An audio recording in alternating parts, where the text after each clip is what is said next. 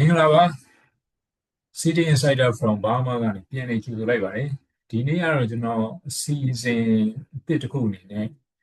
player focus ဆိုတဲ့အကြောင်းအလင်းအသင်းတွေလို့ပြောအောင်ပေါ့နော်ဒီမှာတော့ player focus ဆိုရင်ကျွန်တော်အပတ်တိုင်းတော့ဖြစ်ချင်ပါတယ်ဒါပေမဲ့ဒီတစ်ပတ်မှာရွေးချယ်လာတဲ့ကစားသမားကတော့အခုလက်ရှိနော်ဝေးအသင်းကိုကမ္ဘာ့ဖလားဝင်ရအောင်ပြန်လည်စွမ်းဆောင်ဖို့ပေးဖို့ကြိုးစားနေတဲ့အာလင်းဟာလန်အကြောင်းပဲဖြစ်ပါတယ်ဒီလည်းချီရွမ်းပြနေတဲ့အချိန်သားကြိုက်ပေါ့နော်ဟာလည်းအကြောင်းလေးကိုကျွန်တော်ဒီမှာဗီဒီယိုလေးတစ်ပုဒ်လုပ်ပေးပါဒီမှာတော့စာရေးသူရဲ့အရေးအသားကပေါ့နော်စာရေးသူရဲ့အရေးအသားကနည်းနည်းလေးထိလုံးငေါ့လုံးလေးနဲ့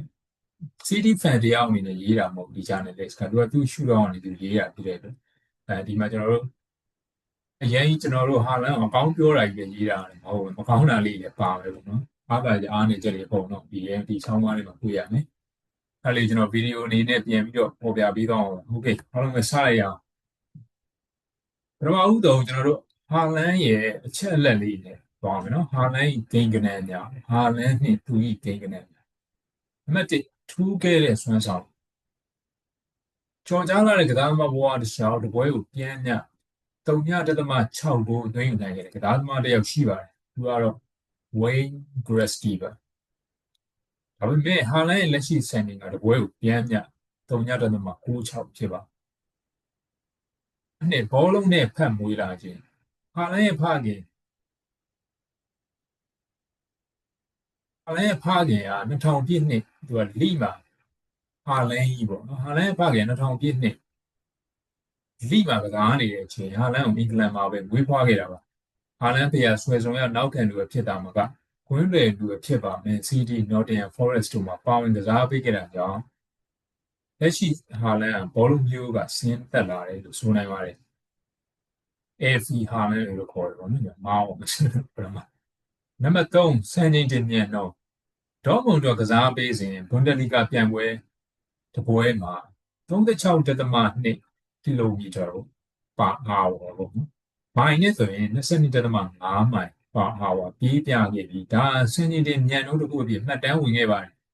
ဒီအမြန်နှုန်းဟာထိတ်တန်းမြန်နှုန်းမြင့်ကစားသမားတွေကကျော်တက်ခဲ့ပြီးကမ္ဘာဘောလုံးသမိုင်းမှာအမြန်ဆုံးကစားသမားတွေတယောက်ဖြစ်တာမှာကအမြန်နှုန်းနဲ့ပါဝါပေါင်းစပ်ထားတဲ့ဟာလန်ရဲ့စွမ်းရည်ဟာနောက်ခံလူတွေအတွက်အိမ်မက်ဆိုးဆိုတာကိုပါတက်တည်ပြနိုင်ခဲ့ပါတယ်နံပါတ်4တပွဲတဲ့6 ဂိုးသွင်းယူခဲ့ခြင်းပိုလန်မှာကျင်းပခဲ့တဲ့ U20 ကမ္ဘာ့ဖလားမှာ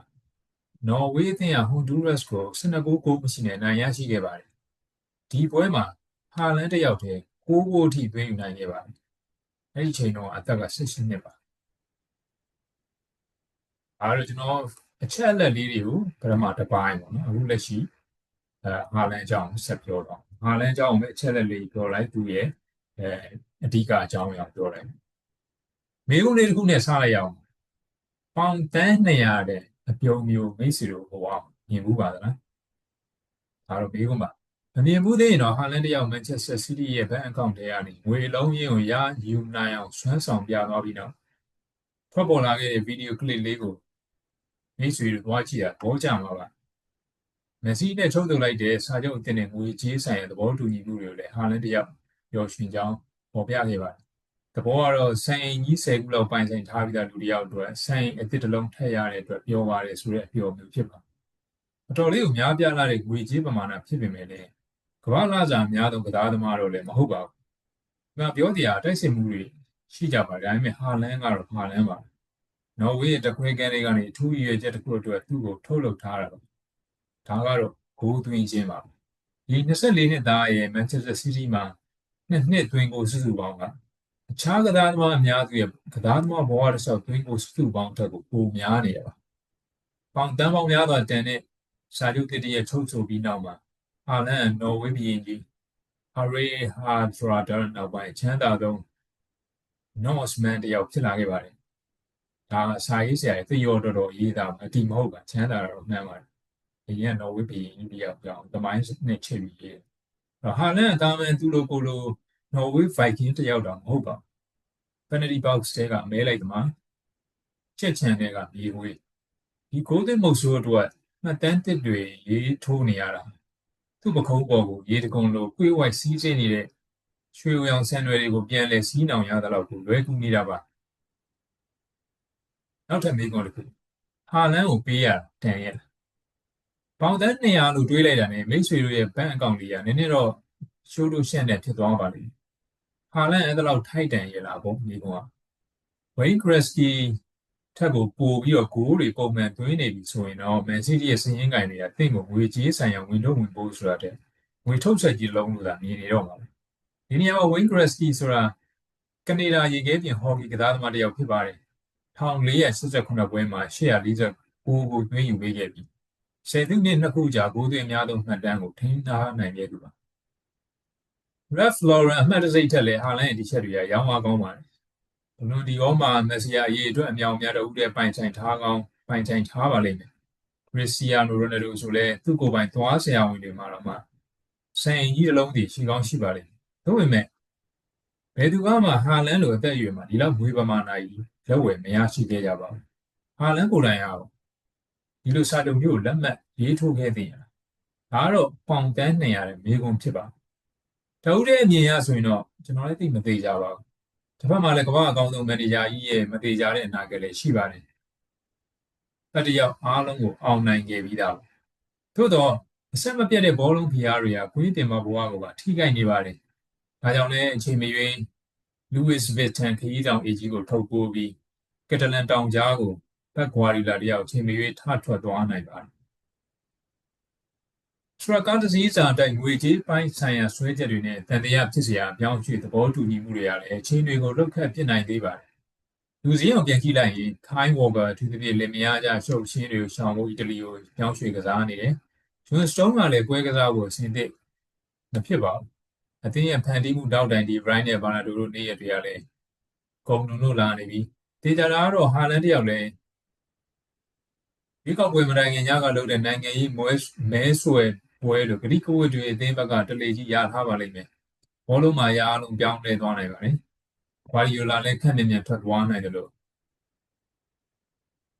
ဘုရားဖြစ်လာတယ်ဆိုတာမျိုးတော့အများနဲ့မရှိပါဘူးရှောင်လွဲမရနိုင်တဲ့နှိုင်းရှင်ကျွန်တော်တို့ကတော့ဟာလန်ကစားတာကိုကြည့်ရတာသဘောကျပါတယ်ဒီပြင်ဝုံဝုံတကောင်ကဆယ်မွန်9တွေကိုမဲလိုက်နေတယ်လို့ပဲကျွမ်းကျင်တယ်ကြမ်းတမ်းတယ်တမျိုးတမျိုးဆွဲမဲ့စရာကောင်းပါတယ်6ပေ9လက်မအမြင့်ကြီးနဲ့ကစဲစိတ်တကောင်လိုလှင်မြန်နေလက်ဖြောင့်တက်သားလိုတိကျတယ်တကယ် physical cheat code တခုဖြစ်နေတာပါပြန်ဘက်ကိုသမားတွေသွေးပူလေးစီငလုံးရင်းနဲ့ဇောချွေးပြန်မယ်ဆိုရင်လည်းပြန်ကျင်စရာပါပဲပရီးမီးယားလိပွဲဥထွက်မှာ36ဂိုးရတယ်ဒီလိရဲ့စံချိန်တွေသိန်းကိုပါပဲပြန်ဘက်ခံစစ်မှုတွေကိုသူတို့ရဲ့ professional ရဲ့အဓိကအလုပ်ကဘာလဲဆိုတာမေးခွန်းပြန်ထုတ်ခံနေရတာ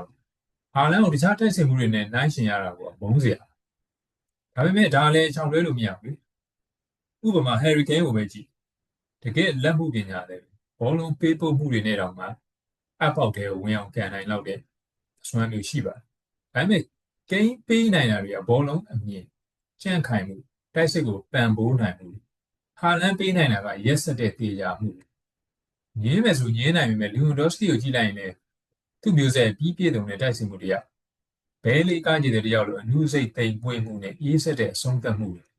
ပိုင်ဆိုင်ထားပါတယ်။ဒါပေမဲ့ဟာလန်ကိုကြည့်လိုက်ရင်ရှုထောင့်ပေါင်းစုံကနေနောက်တစ်ဆင့်ကိုရောက်ရှိနေတာ။ပို့ပြီးတော့အားကစားသမားပီတာပိုငယ်ရွယ်ပြီးတော့ဒဏ်ရာပြဿနာစိုးရင်ရတာနည်းပါတယ်။တကယ်ကို hat trick သွင်းရတာကိုလည်းလား grocery store မှာထူးချယ်နေတဲ့ပုံပြီးထပ်ထားရတယ်လို့ hat trick တွေကိုဆွဲလန်းနေတာပါ။ဘယ်ပေကသာဟာလန်ရဲ့တူတွေတော့အဓိကပြိုင်ပဲ။ဒါပြီးဆိုတာ skate ကစားသမားတယောက်လိုချောမွန်နေတာပါ။ကစားဟန်ပေါ့နော်။ဟာလန်ကတော့တင်ကားတစ်စင်းလိုတွန်းထိုးရိမ့်ခါနေရမှာဝင်နေမှာ။တယောက်ကနောက်ခံလူတွေကြားရိမ့်နှွဲနေချိန်တယောက်ကနောက်ခံလူတွေကိုတွန်းထိုးချော်ဖြတ်ပြပါတယ်။နှစ်ယောက်လုံးအံ့ဖွယ်ပါပဲ။ဒါပေမဲ့ဟာလန်ရဲ့ပါဝါကျန်းစားကြီးသွင်းကိုတွေမြောင်များရယူဖို့တပန်းသာစီပါဟာလန်နဲ့သူကြီးဂိမ်းကနန်းများဒုတိယပါနံပါတ်5ချန်ပီယံလိပွဲဥထွက် hat trick RB Leipzig နဲ့ချန်ပီယံလိပွဲဥထွက်မှာပဲပေါက်ပွဲအောင်ကောင်းကောင်းနဲ့ဂျန်အသင်းဘက်ကို hat trick သွင်းယူနိုင်ခဲ့ပါတယ်ချန်ပီယံလိသမိုင်းတစ်လျှောက်ပွဲဥထွက်မှာ hat trick သွင်းယူနိုင်တဲ့3ယောက်မြောက်10ယောက်တက်ကစားသမားဂျန်2ယောက်က Wayne Rooney မာကိုဗန်ဘက်စတန်တို့ဖြစ်တာကြောင့်ဆယ်ကျော်သက်မှာပဲသူကထိပ်တန်းအဆင့်နဲ့ဝင်ရောက်နိုင်ခဲ့ပါတယ်နံပါတ်6မန်ယူနိုက်တက်ကိုညင်းပယ်ခြင်း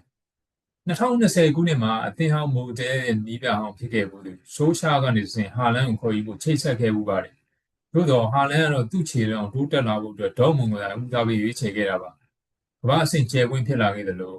့သူ့ရဲ့အမျှော်အမြင်ရှိတဲ့ဆုံးဖြတ်ချက်မှန်ကန်ခဲ့ပါလာဆာညာကိုကြိုက်တဲ့ဟာလန်ကြိုက်ဆုံးစားစာလာဆာညာဆိုတာမိတ်ဆွေတို့သိပါသလားပွဲကြီးတွေမတိုင်ခင်သူ့အဖေရဲ့အိမ်ချက်လာဆာညာကိုစားရတာဟာလန်တယောက်အကြိုက်ထွေးလာပါ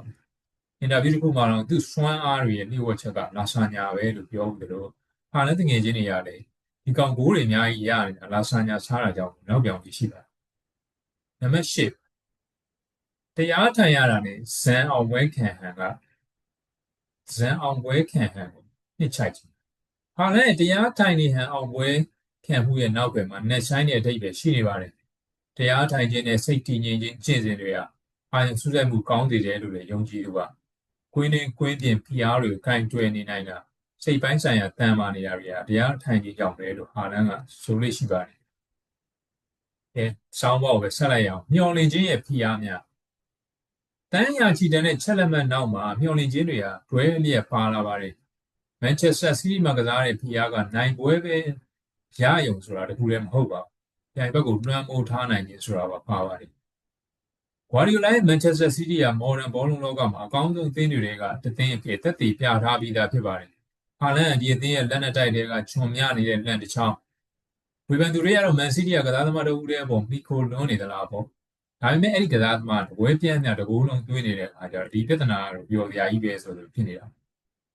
ဂွာဒီယိုလာကင်ကျွယ်နေသမျှတော့ဘောလုံးဟာလန်စီပေးကျန်တာသူဆက်လုပ်သွားမှာဆိုတဲ့အနေအထားမျိုးထိတော့ရောက်ကြမရှိပါဘူးဒါပေမဲ့လည်းသူ့လိုကိုးသွင်းရကောင်းတဲ့ကစားသမားမျိုးရထားတော့လေဘယ်လိုတကူဟာလန်စီထိုးပေးလိုက်ခြင်းနဲ့ရင်းရိုင်မှုမျိုးကဒါစီရခတ်ပါဟာလန်မှာလည်းအားနေချက်ရှိအရင်ကတော့ CD ရှုံးတယ်ဆိုတာတရင်ထူးဖြစ်ပါအခုတော့ CD တို့ကမီးရှို့ဖို့ကြိုးစားနေတဲ့မျက်မမြင်ထက်ကိုသူတို့ကရှုံးပွဲတွေပိုရှုံးနေတာဒီနေရာမှာ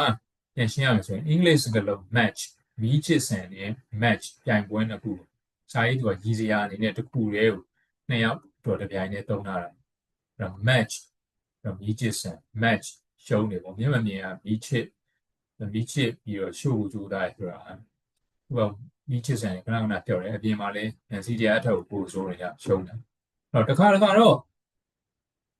့အတိတ်ကစီးရီကိုပြန်မြင်ရလိမ့်ရှိပါတယ်ဒီနှစ်မှာဒါပေမဲ့လည်းရှေ့လေပိုင်းအပြစ်ခက်ရဲ့ဆဲရေးသဘောတူညီချက်လိုပဲစီးတီကစားဟန်ကျိုးလွယ်ပြက်လွယ်လာပါတယ်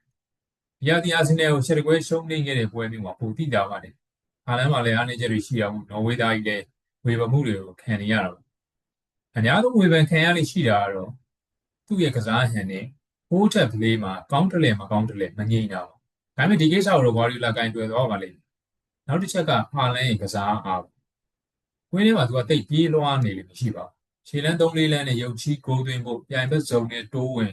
ဂိုးသွင်းတဲ့အခါမျိုးမှသာပြေးလေးရှိပါတယ်ဟာလန်ဖာမီနိုဂျေဇူးတို့လောက်တော့ခံစစ်ကိုပြန်မကူပြိုင်ဘက်ကိုဖိအားပေးပြေးမလိုက်ဘူးဆိုတော့သိကြပါတယ်ဒါလည်းသူ့လိုဂိုးသွင်းသက်တယောက်တို့စီးတီးကိုယ်တိုင်ကလူလားလားခွင့်ပြုထားတာဖြစ်နိုင်ပါတယ်သူ့နေရာလို့မပေးတဲ့အသင်းတွေနဲ့ရင်ဆိုင်ရတဲ့အခါဟာလန်ကြောက်တာက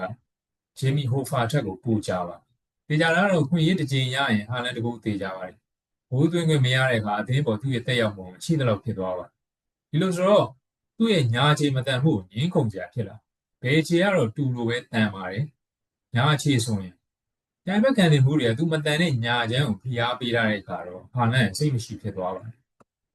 ဘောလုံးမှာလည်းမတန်တဲ့ခြေထောက်နဲ့ဘောလုံးပေးဖို့တာကန်သွင်းတာလုပ်လို့ရှိရတကယ်ကစားသမားကောင်းတွေရှိပါတယ်သူတို့ရဲ့မတန်တဲ့ခြေနဲ့ကရက်ရိုက်ပေးဖို့တာခံရတဲ့အခါအကန်ခံရတဲ့ဘောလုံးတော့ဘယ်သွားလို့သွားရမှမသိအောင်ကြောင်စီတီဖြစ်ကုန်ပါအချုပ်ဆိုရရင်ဟာလန်အေးရမောင်းကြီးနဲ့ဆိုလေထဲမှာလည်းလုံးဝကြောက်စရာကစားမှဖြစ်လာနိုင်စွမ်းရှိနေတာပ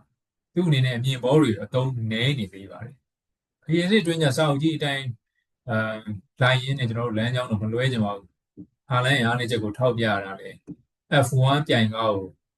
လမ်းကျန်းပေါ်မှာမောင်းမရလို့ဝေဖန်နေတယ်လို့ဖြစ်နေပါတယ်သူကိုယ်တိုင်ကအံ့ဝယ်ကိုတွေတွင်းနိုင်စွမ်းရှိတာအားသာချက်က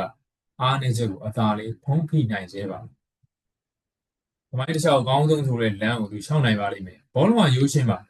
။ကန်ဘက်တက်ဂိုးပိုသွင်းရတဲ့ကစားနည်း ဟာလန်းလားသူကကိုယ်သွင်းနေချမ်းအောင်လို့ပြန်နေပြုစုနေတဲ့သူပါအဲ့တော့ player focus အစီအစဉ်မှာဒီနေ့တင်ဆက်ချင်တဲ့ဟာလန်းရဲ့အကြောင်းပဲဖြစ်ပါတယ်မိတ်ဆွေတို့အနေနဲ့ကြိုက်နေတဲ့ကြမယ်လို့လည်းမျှော်လင့်ပါတယ်နောက်တစ်ပတ်ဒီမှာကျွန်တော်ဘယ် player ဆို focus ထားပြီးပြောမလဲဆိုတာလေးချက်ဆောင်ကြည့်လိုက်ရအောင်page ကို like and follow လုပ်ထားပေးပါဒါကတော့ကျွန်တော်တွေ့ရသည့်အစီအစဉ်ပေါ့နော်ကျွန်တော်ပွဲတွေမရှိဘူး streaming တွေလည်းမလာသေးဘူးဆိုတော့နောက်ထပ် video တစ်ပုဒ်မှာကျွန်တော်ပြန်တွေ့ကြပါမယ် player တွေအကြောင်းတွေ့လာရင်လည်းဒီလောက်ပါဒီနေ့20ကြာသွားတယ်နော်